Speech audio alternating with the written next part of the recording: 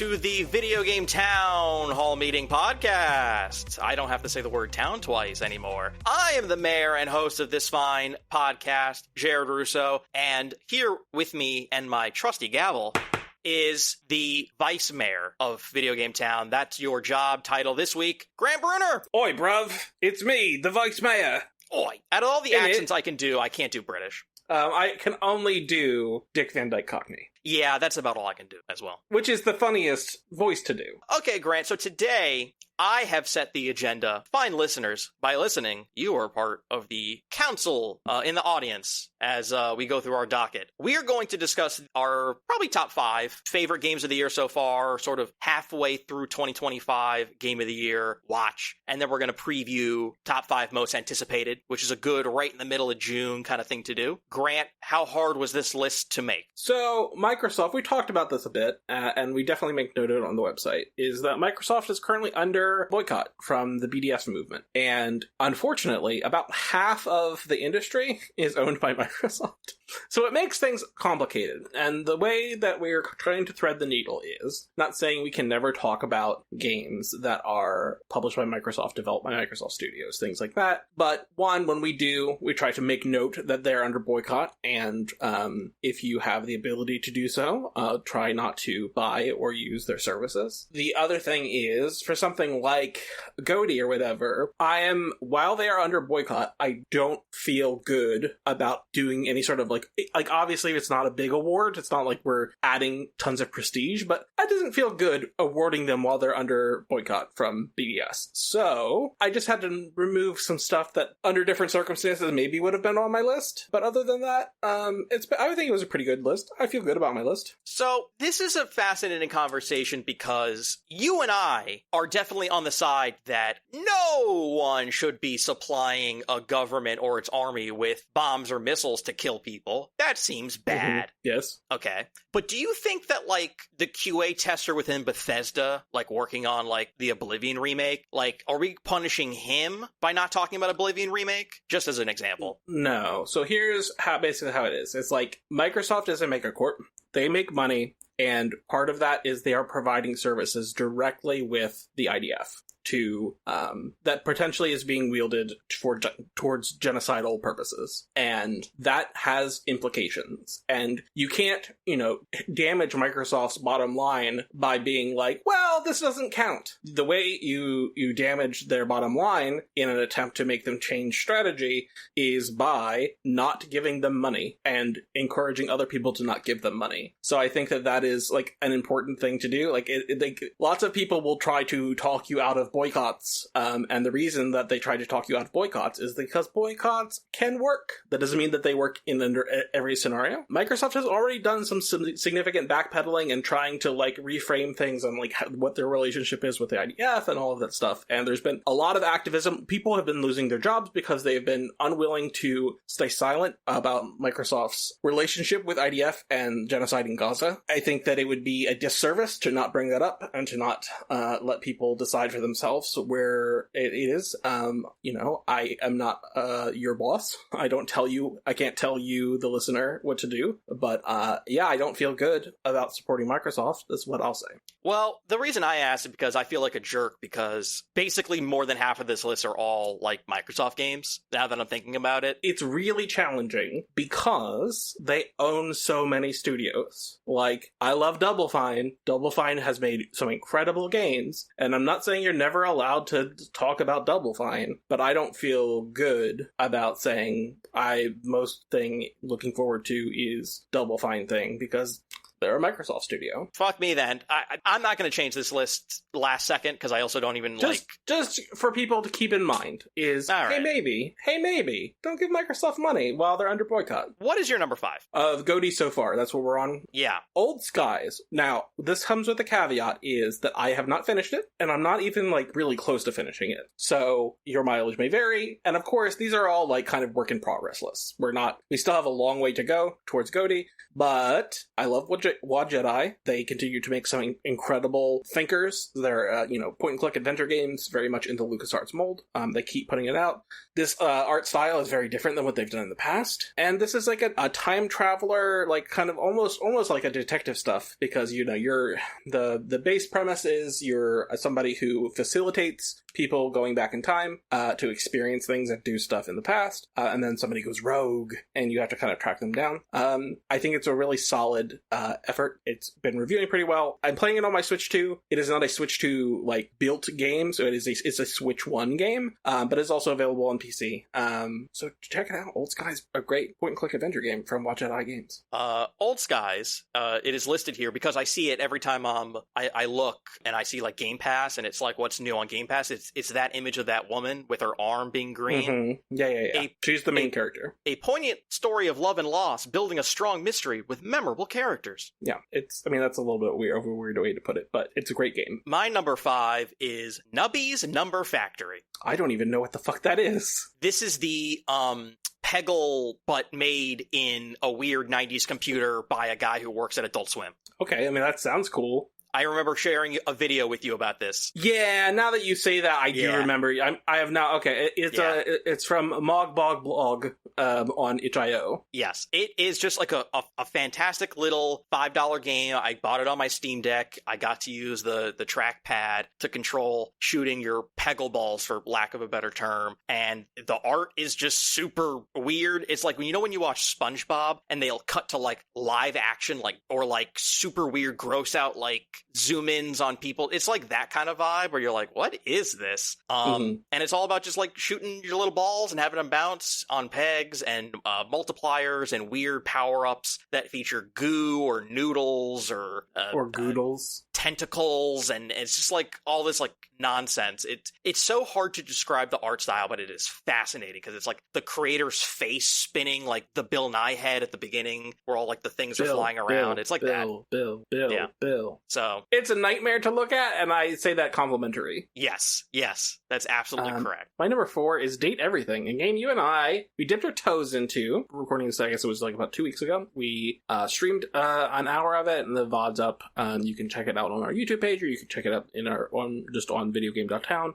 That's the first hour, and we kind of played probably about 15 hours so far. And as we're recording, the day we're recording this, I wrote up a review. I think that the writing is just really particularly funny. They're like it's not like everything hits. There's 100 characters, so there's going to be stuff that works for you and stuff that doesn't work for you. Overall, I'm pretty impressed with what they're doing as a humor forward dating sim. I think that it is an impressive piece of work. And listen, if you have played games or you're in nerd culture, the glasses that you said you wanted to try romancing, voiced by Felicia Day, because of course. Yes, of course. Erika Ishii is the sentient butt plug.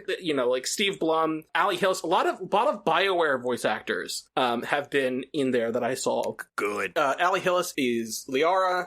Courtney Taylor, who plays Jack in Mass Effect. There's lots of BioWare actors, lots of nerd actors. Matt Mercer. It's Marissa Ray. Yeah. So like there's plenty of stuff in there. And Date Everything is pretty fucking cool. It is. I enjoy looking at the characters and the pun names. It's funny, like I figured my wonderful girlfriend would be super interested in it because she also likes /fic fanfic of like Yu-Gi-Oh characters hooking up. And I'm like, oh, well, this has like anime horny characters. But she was like, but they're appliances. And I'm like, no, but you don't directly insert your genitals like into the appliances. It's like I don't know. It was like a bridge too far. Yeah, you're dealing with the beingness of the item. Yeah. Like they're anthropomorphized. There is a screenshot that is I put as the header image of the kind of like review that I wrote. That is like, you are not having sex with your furniture. Yeah, but it was maybe like a step too far for her. But it was like one of those things where I was like, you gotta check this game out. And she's like, what the hell is this? And I'm like,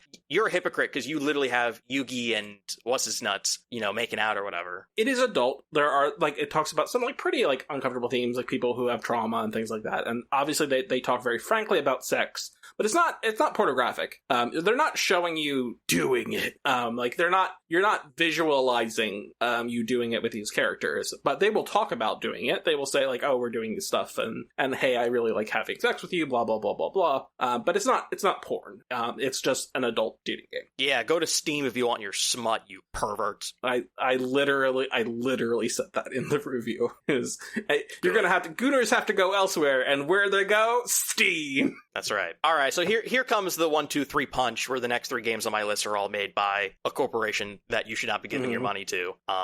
South of Midnight is a really cool game that looks great and tackles issues that I have not seen tackled in games. It features environmental storytelling and wonderful music, and I just liked platforming around. Since platforming is my favorite genre, that's what I like to do most in games. This is a game where I would consider the story to be better than the combat, and I'm like into it, and that normally that would be like such like a turnoff for me, but in this case I'm like, all right, combat's repetitive or whatever, it's fine. But it was like what they kind of do with that game, and just the vibe of it, it's pretty special, and it is not something I would imagine most people get to play every year, because unless you're a game about stealing African items from like a British museum, whatever that game's coming up, like not too many games sort of like go in this direction where it's like, hey, maybe we should treat people in the South better, particularly minorities. FEMA, the government. Yeah, it's dealing with Black Louisiana culture. They deal with like Creole culture, and then to a lesser extent there is some Cajun culture as well. It's a fascinating game. It feels very much Psychonauts 2 to me. Yeah. There's lots of like of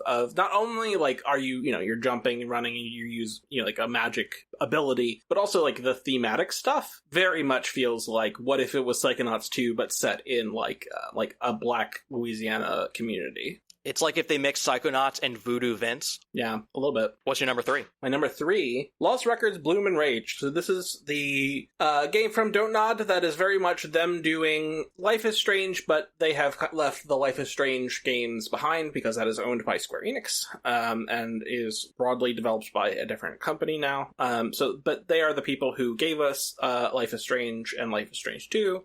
They also gave us Tell Me Why. They've done other games as well, but like in terms of this kind of game where you're playing young people, this is split into kind of like 2, where a lot of what you're doing is set in the 90s and like is very much nostalgia coded. Lots of like VHS effects, lots of CRTs, classic 90s clothing, fashion, that kind of stuff. You're playing as a girl named Swan, and then kind of like the 3 of her friends over the course of a summer, and then you're kind of flashing forward to the girls as grown-up women, and like that's basically set in modern day, and they're kind of coming to terms with how things went sideways during that summer, and what are the ramifications and perhaps supernatural ramifications of the stuff that they dealt with. It definitely has some It and Stranger Things vibes to it. They're playing in like that nostalgia bait kind of way, but it's just a really solid game. It's released in 2 tapes, so I put Bloom came out first and then Rage came later. I just a really solid one of those. So like if you really love their work on Life is Strange or Tell Me Why, that this is something that you will almost certainly really like as well. And I wrote about it on the site. So if you just search for Lost Records on our website, then you will find a thing that I wrote. Lost Records delivers 90s nostalgia without rose-colored glasses. All right, my number 3 is the Oblivion remake, the aforementioned Oblivion remake. I wrote a piece that was a really long rant. I doubt it'll ever make the light of day. Grant probably read it. It is about how this calendar year is nothing but games that are like doing the Bethesda open world thing.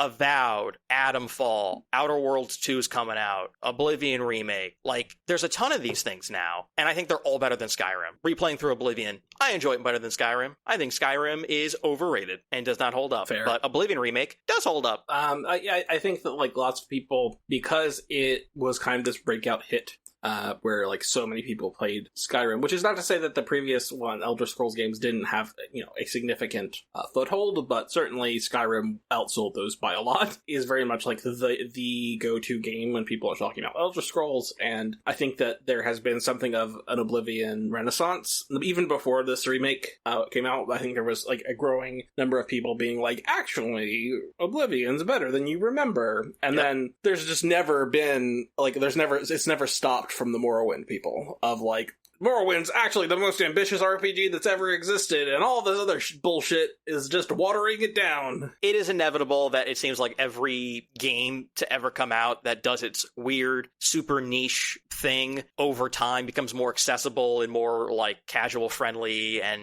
the quality of life sort of like it removes all like the grit and like the rough edges and the sort of like friction that like early Dark Souls games had, or like early RTS games had, or early anything had, that like nut jobs are like, oh my god, it used to be like this, and horror used to be scary, and now they give everyone in Resident Evil guns, and it's like, okay. I do think that's part of it, is that it's crunchy in a way that more modern games are not crunchy. However, I also think you have to keep in mind that, like, when you're making games, because this was a game that was on PC and then shipped a slightly trimmed down version on the original Xbox, so we're talking like 20 years ago, is the scope and scale of what those games were looking at, and from like an art perspective, is much less. So like, you have the ability, when you're making that stuff, you can make things like very broad and make things very complicated, and like, you're not doing a shit ton of voice acting, so like, you can have a lot more dialogue, and like, when you're trying to make something of that scale or something of that complexity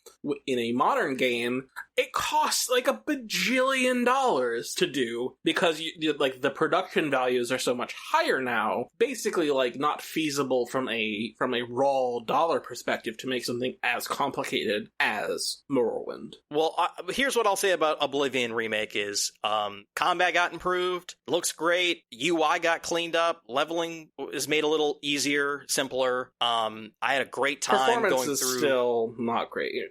I mean, I didn't like encounter anything like drastic. I mean, I don't think it's the be all end all. Like, if I don't think that's the reason you shouldn't play it, but it is like frustrating to release a game that you'd be like, well, but it runs at 60, right? And you're like, no. And in fact, there are conditions where it's not even hitting 30. It's campy, and it's goofy, and it's charming and endearing in all the ways that you sort of remember Patrick being Stewart. Patrick Stewart. The Arena and the Dark Brotherhood's Guild and the Thieves Guild, and going into the Oblivion Gates, like going into hell. Like, I didn't do it a ton, so it didn't get super repetitive, but like, those are great, and the DLC and the colors and the mushrooms and the madness, great stuff. We're on to your number 2 now, right? Yep.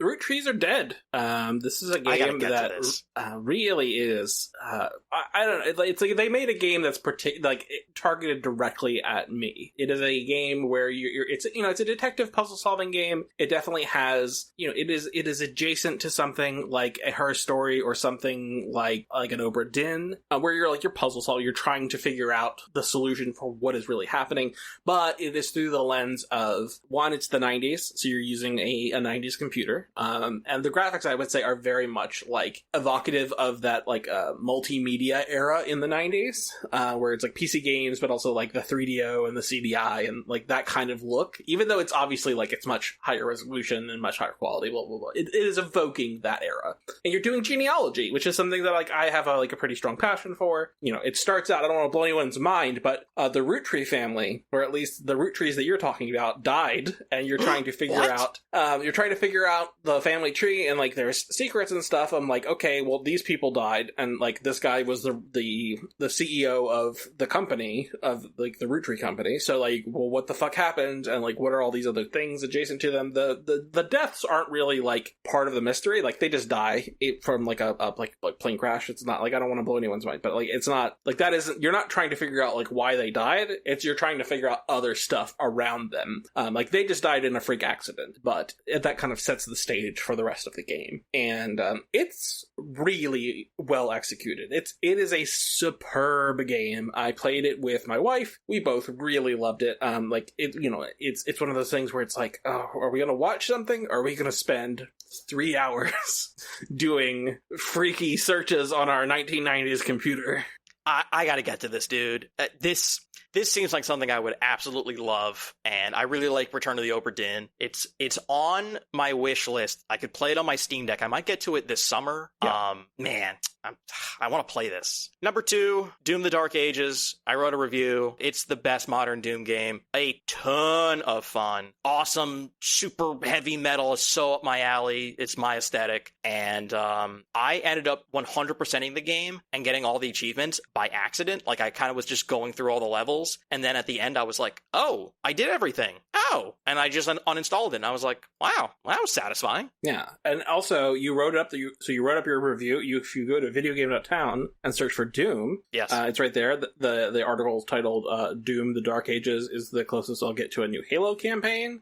Your number one's probably Clair Obscur, isn't it? It is Clair Obscur, yeah. Expedition 33. It is just one hell of a game. Not only is it like from a raw gameplay perspective really impressive, like it's doing a lot of stuff, and you can kind of tweak and change things how you want it to be very easily, but you're changing how your powers, basically you can interchange how those powers interact with each other, and there's a lot of synergies between characters, but also you can change which characters you're using. And it's one of those things that like every other game needs to copy, which is that if all of your 3 player characters are down, you can send in the backups. The player characters that weren't in your party can like go in and finish it off. So if you die at a boss and that boss only had like a little bit left on their health bar, you can still win. And I think that's fucking cool as shit. And why aren't more RPGs doing that? But also the story is really fucking really good. It goes places that you're probably not expecting. I certainly was not expecting. They do a damn good job. And it's part of the allure is that it's from a relatively small studio, and obviously there's been a lot of discourse about that, yada yada yada. But like it's just like a really lovely RPG that has a lot of like great writing, a lot of great interpersonal writing. Like you really know and care about the people that you're on, like your player characters, or just you deeply care about them and their future when you're playing that game. And I feel like there are many RPGs where you just get a party and you're like, okay, well, what can these fuckers do for me? I don't really care about this guy, but he's good at wielding a hammer or whatever. Yeah, these characters have good battle stuff, but they also like you really care about who they are in a very much a BioWare way, a Larian way of like, no, you're like part of like a huge part of the game is understanding and relating to the characters and like coming to like respect them and care about them and want to, there's some smooching. There's not no smooching. I do like the occasional smooch. Smooch.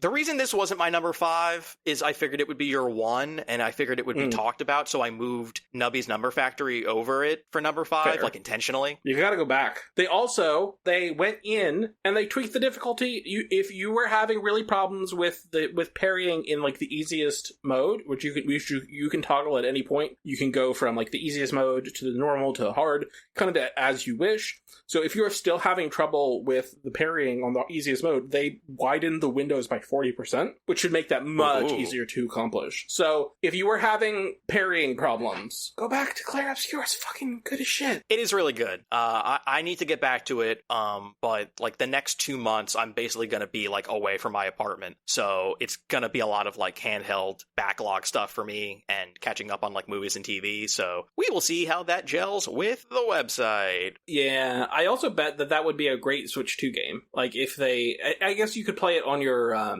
your Steam Deck. I also think that if they ported that to Steam too, I bet Switch 2, I bet that would do really well. Can you guess what my number 1 is? The moment you hear its name, you're going to be like, oh, of course. Blueprints. It's Blueprints. Yeah. Here's what I will say about Blueprints, other than it's brilliant. Every year when there's like a game of the year front runner for me, it's like, oh, obviously it's Elden Ring, or obviously it's Balatro. I'm obsessed with those games, and it sort of lasts for a while. I was deeply obsessed with Blueprints and like, oh, this is clearly my game of the year. But then once I was done with it, I was done with it, and I haven't thought about it since. So there is room for another game to come out and sort of knock it out of first place, which I would never say about Balatro or, like previous obsessions. Blueprints is really great. You should definitely check it out.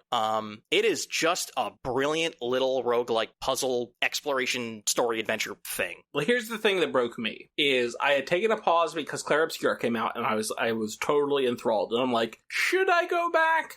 And so I listened to a spoiler cast from Austin Walker. I still gotta listen. And it's like 3 hours long, unsurprisingly. And hearing them dive into the Pepe Sylvia shit, I was like, oh, okay, this is not for me. Like, the intro part where it's like you're just walking around and you're kind of like absorbing like, you know, the storytelling is fine.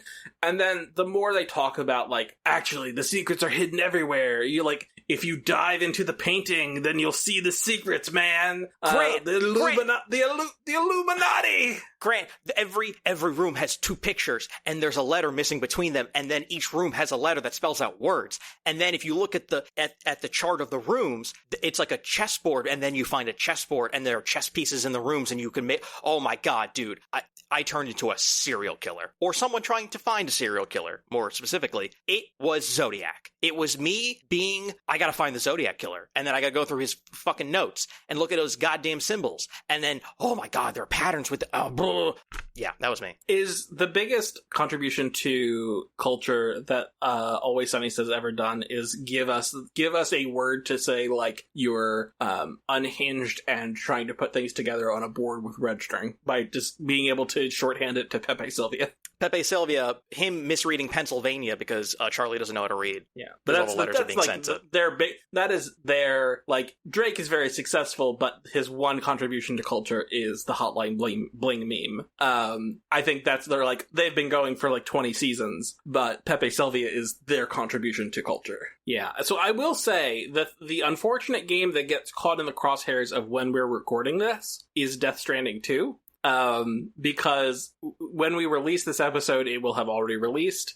So it's not going to be a top game. We haven't really put the time into it yet. So, there's that problem. But even looking forward to it, it's also not going to be on those lists because it is already out by the time we put it. But I do wonder, what if you got Death Stranding pilled? It's always on my wish list. And I'm like, I need more podcast games where I can just vibe and listen to a podcast or listen to something and like, yeah, deliver whatever. But I have no time for Kojima's nonsense and cutscenes, whereas I have all the time for Kojima's gameplay, which is why I love Metal Gear Solid 5, because that was systems on top of systems, and it was like everything was thought out, and your actions had consequences, and like if you didn't shower, you would be smelly, so like soldiers could smell you, and if you did too many missions at night, they would put up like night lights to see, I mean, it was so thought out, and I'm like, what about falling over and stumbling is like thought out? Like, why is that appealing? I think that you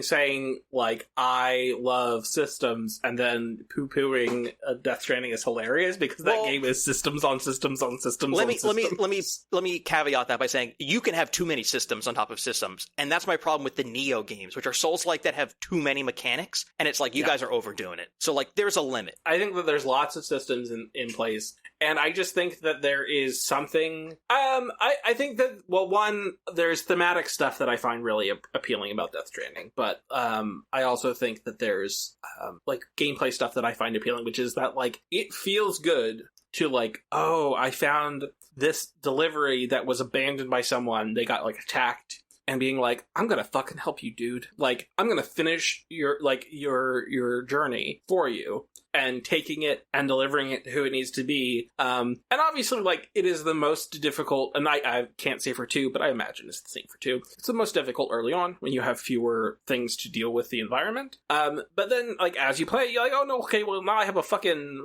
motorcycle. So it's a lot easier to deal with this bullshit than with a motorcycle. But it's not like, oh, this motorcycle. To build bridges. It is, like, yes, but, like, literally, yes. Like, it is the beauty part of it is that, like, I think that, like, because Kojima doesn't do subtlety very well, you're like Sam Porter Bridges. He doesn't do subtlety at all.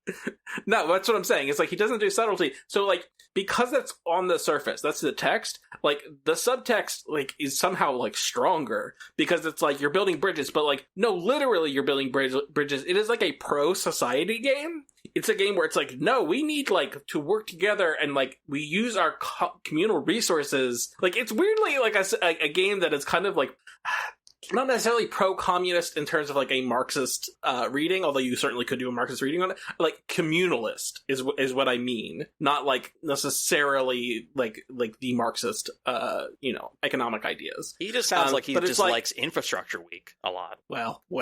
But it's like, no, dude, like, we need to come together and, like, yeah, this thing needs this bridge, and will make your life so much easier. And it will take so many fucking resources if you're building it by yourself. But if you're connected with other people who are all putting in some resources, you got a fucking bridge, and that makes your life so much fucking better. I'll get around to it one of these days, but man, I just love Metal Gear Solid 5 so much. Like, and that game, it's like you have you have your guns and whatever, and you're sneaking around. You can do the missions however you want, and you balloon up your people and you build your base. So like that kind of stuff, it makes sense to me. I'm not gonna call it simple, but it's not like I have to like wrap my head around like time dilating rain or whatever. Yeah. I'm not sure how much time we have to go through the honorable mentions. Avowed came out, Monster Strain 2 came out, Mario Kart World came out. I like the Capcom Fighting Collection too. I mean, there's like a gazillion things we've played, but yeah. But let's talk about what we're looking forward to in the rest of the year. I ordered it in a top 5. I don't know if you did. I didn't, but we can go pretty fast because we don't have much to say about them. There are some co-op games I'm very much looking forward to. Power Wash Simulator 2 and Borderlands 4. I want to play with my friends. Less, but still. Hey, I'm sure the fine people at Gearbox, they make games. And they don't have anything to say about their crazy whack job boss. It's not like they can control what he fucking says and tweets. Put that on the back of the box. We make games. I mean, the people there make games. The owner, who knows what he's doing. Yeah. Tony Hawk 3+4, maybe the best sports game ever made incoming. Also a Microsoft game. That's true. My number 2 and number 1 are Donkey Kong, Bonanza, and Hollow Knight Silk Song. That should surprise zero people that those are my 2 most anticipated. Your clown makeup. You're putting on your clown It's makeup. Coming out. They said it was coming out. They keep saying those words. But they said it was coming out this year. They also said it was coming out in like 2021. No, but they said it was coming out this year, though, which means it's coming out this year. The only thing that I have overlap with you is Donkey Kong Bonanza, which, listen, the initial pitch, I was like, but the more, because I watched, they did like 18 minutes of worth of gameplay, and I think that looked pretty great. It looked awesome. You have your partner is like Lil Pauline, and I think that's incredible. And it's also, like, by all accounts, this seems to be at least a good chunk of the Odyssey team. Yep. And I fucking loved Super Mario Odyssey. Yeah, Super Mario Odyssey, one of the GOATs. I'm excited about that mixtape, which seems to be, it's also like a coming of age. It's not like a million miles off of Lost Records in terms of tone, but like this is more like skater punk 90s stuff. Sword of the Sea, these are the Abzu people. They also made the Pathless, but this is my understanding is they're going more towards like Abzu, and because it's also one of the people who made Journey. Like not, it's not like the Journey team. It's not that it's not that game company, but it is one of the people who I think was it the art director maybe from Journey is on it. So they're doing much more of like, this is more like a Journey, this is more like an Abzu, but I think that looks fucking incredible. Vampire the Masquerade Bloodlines 2. I love the Chinese Room, and I hope that it's good. I don't know if it will be good, but I really hope that it is good. Metal Gear Solid Delta Snake Eater. Yes, that's on my honorable mentions. I like that game, the original game. I hope that Konami realizes that they should make video games. I think that would be nice. Also, put out Metal Gear Solid 4 on any platform that isn't the PS3, you monsters. Stop doing re-releases of Metal Gear Solid 3 and start doing re-releases of Metal Gear Solid 4. What the fuck? Final Fantasy Tactics, The Evil East Chronicles. Final Fantasy Tactics is pretty good. I did not love their, like, up-resed, smeared sprites, but it does have a new translation, voice acting, all that stuff is cool, and some quality of life stuff. An excuse to play Final Fantasy Tactics, and I'll take it. And then Metroid Prime 4. What? I didn't play Metroid Prime 3. I didn't either. And now we have like the Switch 2 mice.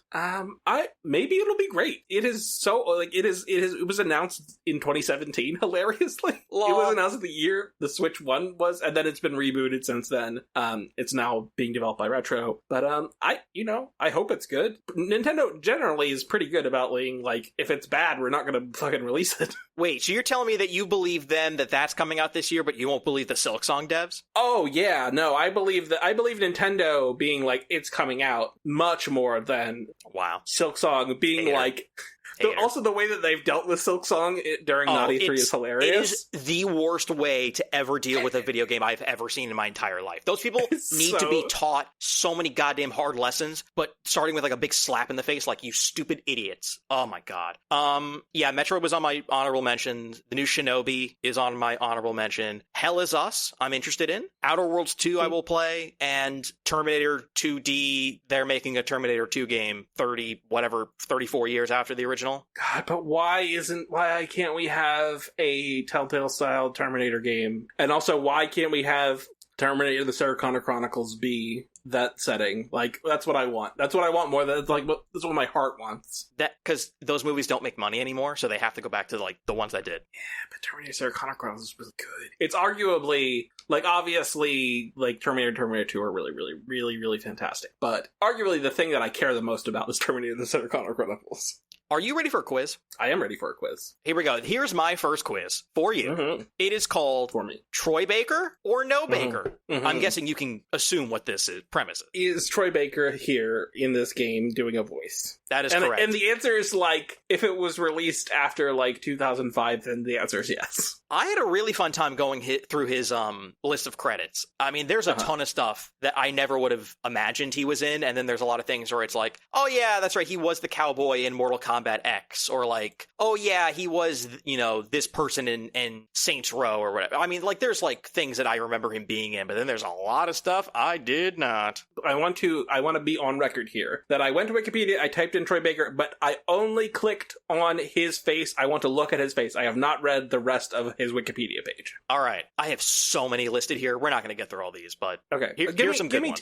Give me 10. All right, we'll see. Okay. Was Troy Baker in the video game adaptation of the film Aeon Flux? No. He was. Because Aeon Flux is so old. He was in it. Yeah, I guess I now have to game out. Would you have thought of Aeon Flux if it wasn't on the list, on like his list? Because I'm now looking. That's a 2005 John. Here's essentially what I did is I took all of his credits and I took a lot of these games have like numbers, like they're the fourth or fifth or sixth or seventh, and I just like changed the number, so it's almost impossible to tell whether or not he was in it or not. Fair. Like, was he? I'm just gonna start answering yes. I'm just gonna say he was in it. Was he in Resistance 3? Yes. No, he was only in Resistance 2. Duh. Was he in Singularity? Yes. Yes, he was. What is Singularity? That's like a first-person shooter thing with like time travel or something. Singularity. I mean, like, obviously there's lots of things called Singularity. I guess I gotta type in Singularity game. Yeah. But that just doesn't ring a... It's a 2010 game. Yeah, people really like that game. It's Activision? Yeah. Put it out, I guess. But back when Activision put out games that are not called Call of Duty. Oh, it's a Ravensoft game. Yeah. R.I.P. Ravensoft. Was he in Prototype? Yeah, definitely. That is the most Troy Baker of games. And if the answer is no, it doesn't matter. It's still the most Troy Baker of games. No, he was. He was in it. What a Troy Baker-ass game. Yeah, he was definitely in it. Do you think he was in Darksiders 2? I'm going to say the budget for Darksiders 2 was too low to get Troy Baker. No. You're correct. He was only in Darksiders 1. But he wasn't... Was he back for Darksiders whatever? No, because they always change protagonists in that game, and they always change, like... Yeah, but he's Troy Baker, so he's, like, miscellaneous guy number 8. Was he in Blood Rain? No, Blood Rain's way too early, I think. Correct. He was in Blood Rain 2. Okay. It's also still earlier than I thought it would be. Yeah. Was he in... I'm going to list some stuff here. Brothers in Arms, Road to Hill 30, Brothers in Arms, Earned in Blood, and Brothers in Arms, Hell's Highway? I'm going to say yes, but I don't fucking know anything about those Brothers in Arms games. Neither do I, but he was in all three. That sounds right. Was he in Metroid Prime 2? Oh my god, there's almost no voice acting. There's so little voice acting. I'm going to say yes, because I think it's designed to throw me off because there's so little talking. Yes. He was not, but he was in Metroid Prime 3 Corruption. Okay, sure. Yeah, see, most of these are just like Ace Combat 6, Fires of Liberation. Oh, fucking who? I don't know. Yeah, sure. Yeah, I mean, he was, why not? yeah. Or like he was in Guitar Hero World Tour. You know, like instead of me naming a different Guitar Hero, like how would you have known he was the singer in World Tour? Yeah, I would have no fucking idea. Do you think he was in the video game adaptation of the film Quantum of Solace? That does seem like something where like they would have some amount of money to get a name, but also not enough money to get the actual, like, to get the Bond to do it. So I'm going to say yes. Yes, he was. Was he Bond? Couldn't tell you. Okay. Here's a fun fact. I think he was the instructor in Yoga Wii, which is a Wii game where you do yoga that is not Wii Fit. Weird. I mean, they just put out so much bullshit on the Wii. I mean, you go through this man's credits: Fortnite, Titanfall 1, not 2, God of War Ascension, Halo 4, Resident Evil 6. He played Nova in the Marvel vs. Capcom games. Tom Clancy's Hawks 2? But see, what this game should have been is it Troy Baker or Nolan North? Oh, God, that's even better. Oh, my God, yeah. Army of Two, The 40th Day, Red Faction Guerrilla, Dragon's Dogma, Kinect Star Wars, Kid Icarus Uprising. Like, what? What a career. Yeah, I have no fucking idea. Like is I guess the answer for all of those would just be like, I guess, sure, yes. Why not? Yeah, he was in all of those, yeah. Like, yeah. He's in most things. I mean, he's in listen, Troy Baker works. And you know what's crazy? I didn't know he was playing the Joker in Batman Arkham Origins because he did such a good impersonation of Mark Hamill's. It fooled me. Good for him. Yeah, good for him. Mark Hamill's Joker is fucking iconic. Which it makes some amount of sense is because like when you have something that has so much to hold on to, like that version of the Joker, like that makes sense that somebody like a professional voice actor can copy that versus like somebody who doesn't have a voice that is more bland, that doesn't really have so many things to like so many quirks to it, where it's like, okay, yeah, it would probably be harder, like thinking about Nolan North, and it's like Nathan Drake, where it's like it's probably like a little bit harder to replace Nolan North as Nathan Drake because Nathan Drake is kind of just like generic white guy sounding, and so like would it be jarring if somebody else was doing his voice? These are great questions. All I know is he also did a flawless Harrison Ford as Indiana Jones. I mean, you have to give it to him. He did such a good job, and such like a fucking good job. Could you do like the like voice clips next to each other and say, okay, well, this isn't identical, sure, but there are so many moments in that game where you just forget that this isn't Harrison Ford. Yeah. Oh, I mean, it is astonishing. Do I like his Joel better than Pedro Pascal's Joel? I've never seen Pedro Pascal's Joel, so I mean Pedro Pascal's good and he's charming, but also is he too charming? Like, does he make Joel seem too nice? Because Joel, I mean, is notoriously kind of a piece of shit. Possibly. You would have to watch the show to find that out. Yeah, but Pedro Pascal is just like a really likable, charming guy, which is a weird thing to cast him as like gruff, ethically compromised dude. All I know is I think I prefer the games, Joel and Ellie and Abby, to the shows, but that's because you play those games for dozens of hours and there's so much more. Those are also really those are great performances. Like the reason why they were like, we should make this into a TV show is because they did such a good job with it. And they did the onstage thing where they actually performed the cutscenes live. Yeah. Ashley Johnson. Oh my God, Ashley Johnson's the best. All right, so that's it. We did the podcast. You did very well on the quiz that I didn't take super seriously, but that's fine. I mean, I think the whole thing is being with the quizzes is like being able to pinpoint silly things about video games, and I think you did a good job. I would be curious about other voice actors, like you get like a Jennifer Hale. I think there's definitely more stuff like we could do quizzes like maybe that are more along the lines of Troy Baker or Nolan North. All right, we'll write that down. We'll keep that in the pocket. Or what are the games that Nolan North and Troy Baker have both worked on that aren't just Naughty Dog games? Yeah, I mean, obviously, like the Naughty Dog stuff, they have a lot of overlap in, but like they're also just they're just prolific voice actors. So there's surely there's it's like the Batman game for the Vita. They were both like Thugs number 2 and 4. Yeah, we should do stuff like that. That's good. Yeah. All right, stop giving these ideas out. Delete this from the edit, and then we'll just save this. Put it in double it. Thank you for listening. Meeting adjourned. Gavel gavel. You can follow us on Blue Sky, YouTube, Twitch, Instagram, TikTok, and somewhere else. What's the other one I'm forgetting? Twitch. No, I said Twitch. Instagram, YouTube, Twitch, Blue Sky. I think that's where we are. That's about it.